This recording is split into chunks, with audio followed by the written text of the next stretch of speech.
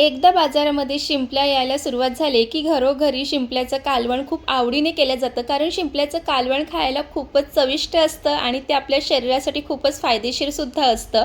पण शिंपल्याचं कालवण योग्य पद्धतीने केलं तरच तो चविष्ट असं बनून तयार होतो. आणि शिंपल्याच्या कालवणासमोर तर मटणाचा रस्सासुद्धा फेल असतो, कारण इतकं ते चविष्ट बनून तयार होते. पण ते शिंपल्याचं कालवण योग्य पद्धतीने कसं बनवायचं ते तुम्हाला आजच्या या व्हिडिओमध्ये पाहायला मिळेल. आणि रेसिपी खूप सोपी आहे, चवीला पण खूप छान लागते, म्हणून आजची रेसिपी तुम्ही शेवटपर्यंत नक्कीच बघा. बाजारातून शिंपल्या आणलेले आहेत. बऱ्याच ठिकाणी ह्याला शिंपल्या, तिसऱ्या असेही म्हणतात. तुमच्याकडे काही वेगळं नाव असेल तर नक्कीच कमेंट करा. आणि आता पावसाळ्यात तर शिंपल्या भरपूर प्रमाणात मार्केटमध्ये घेऊन बसलेले असतात. आणि हे शिंपल्या आहेत ते असे मोठे आहेत. आणि शिंपल्याचं कालवण खायला तर मला खूप जास्त आवडतं. सर्वात आधी तिसरे आहेत ते स्वच्छ धुवून घेणार आहे.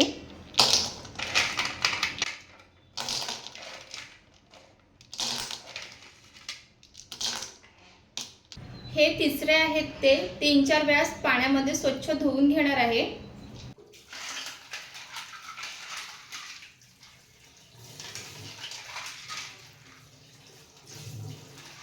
तिसऱ्या इथे स्वच्छ पाण्याने धुवून घेतलेलं आहे आणि ह्यामध्ये पाणीसुद्धा घेतलं. आणि आता हे पातेलं आहे ते गॅसवर ठेवणार आहे आणि शिंपल्याला छान उकळून घ्यायचे आहेत, म्हणजे हे जे 2 भाग आहेत ते ओपन होतात. तर चला आता गॅसवर ठेवून घेते.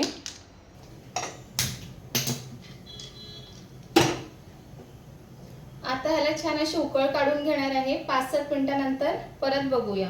इथे 5 मिनिटं झालेले आहेत आणि इथे पाहू शकतात की जे तिसरे आहेत ते छान असे ओपन झालेले आहे आणि प्रत्येक तिसरे छान ओपन झालेले आहे.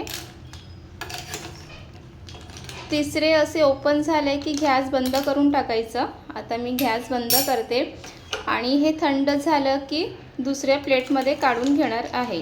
तिसऱ्या थंड होईपर्यंत इथे बाकीची सगळी तयारी करून घेतलेली आहे.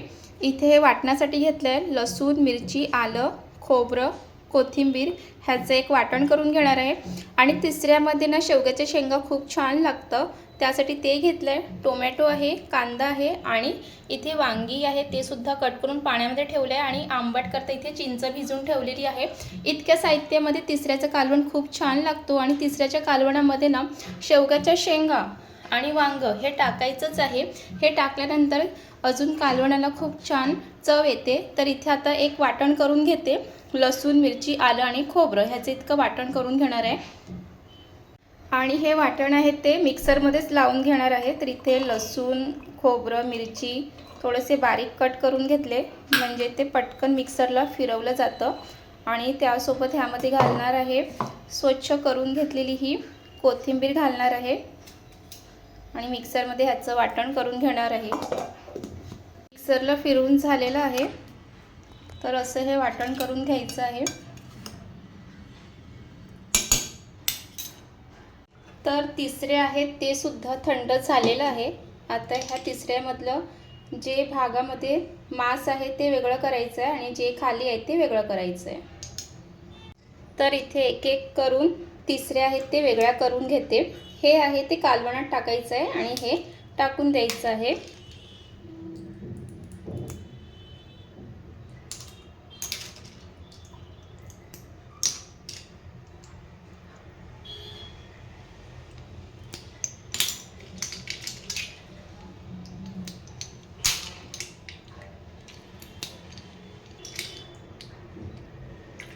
काही काही तिसऱ्यामध्ये तर दोघांमध्ये मांस आहेत.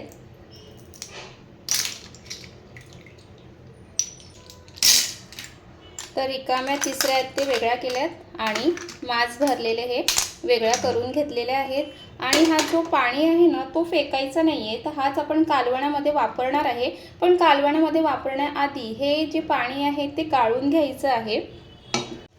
तर इथे हे पाणी आहे ते गाळून घेणार आहे. गाळून ह्यासाठी घ्यायचं आहे कारण त्यामध्ये काही वाळू वगैरे असेल तर ते निघून जाईल. तर हे बघा असं पाण्यामध्ये असतं, म्हणून हे गाळून घ्यायचं आहे. तर इथे सगळं काही रेडी आहे आणि आता झटपट असं तिसऱ्यांचं कालवण करायला घेऊया. गॅसवर पातेलं ठेवलं आहे, त्यामध्ये तेल घालून घेते. तेल व्यवस्थित गरम झालं आहे, त्यामध्ये घालून घेणार आहे बारीक चिरून घेतलेला हा कांदा घालणार आहे.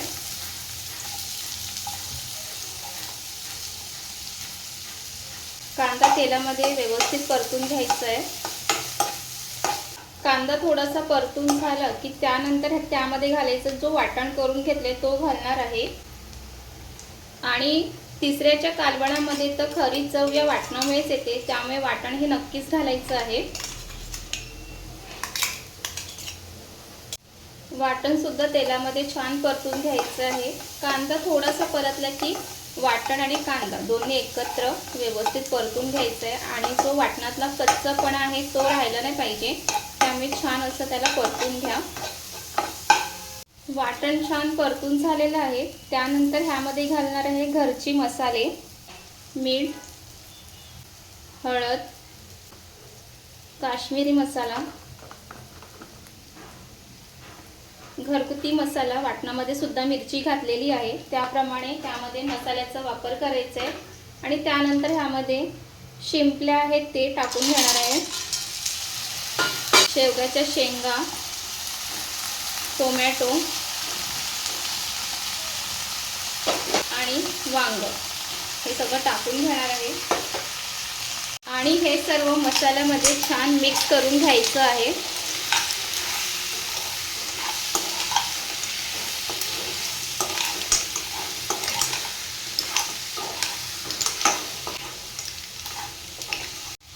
सर्व मसाल्यामध्ये व्यवस्थित मिक्स करून झालेलं आहे। ह्यावर झाकण ठेवायचं आहे आणि 2 मिनिटाची वाफ काढून घ्यायची आहे। 2 मिनिटं झाले, झाकण उघडून बघूया। मिक्स करून घ्यायचं आहे।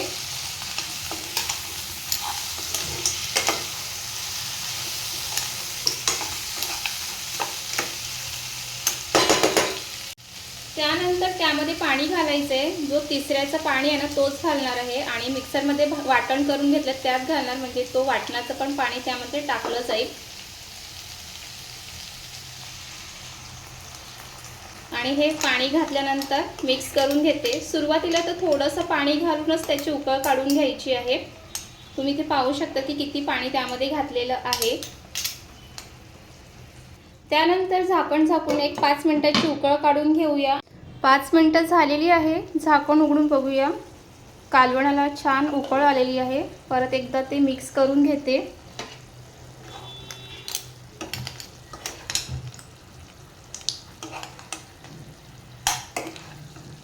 मध्ये आंबटसाठी घालणार आहे, चिंचेचं आंबट घालणार आहे।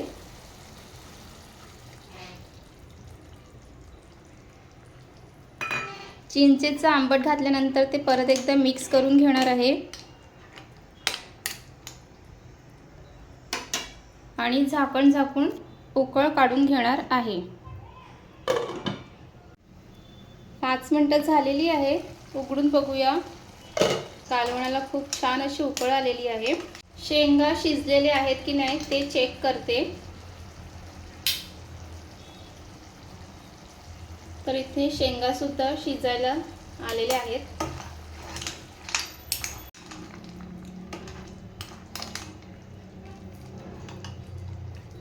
त्यानंतर ह्यामध्ये घालणार आहे गरम मसाला।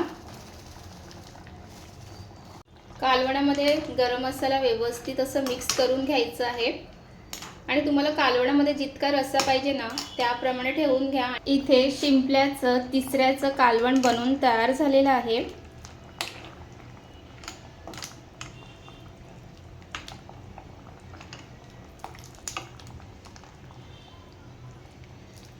त्यानंतर वरून घालायचे भरपूर अशी हिरवी कोथिंबीर आणि इथे शिंपल्याचं चमचमीत कालवण बनवून तयार झालेलं आहे। आणि या कालवणासोबत तुम्हाला 2 घास जास्तच जातील, कारण इतकं हे चविष्ट बनवून तयार झालेलं आहे।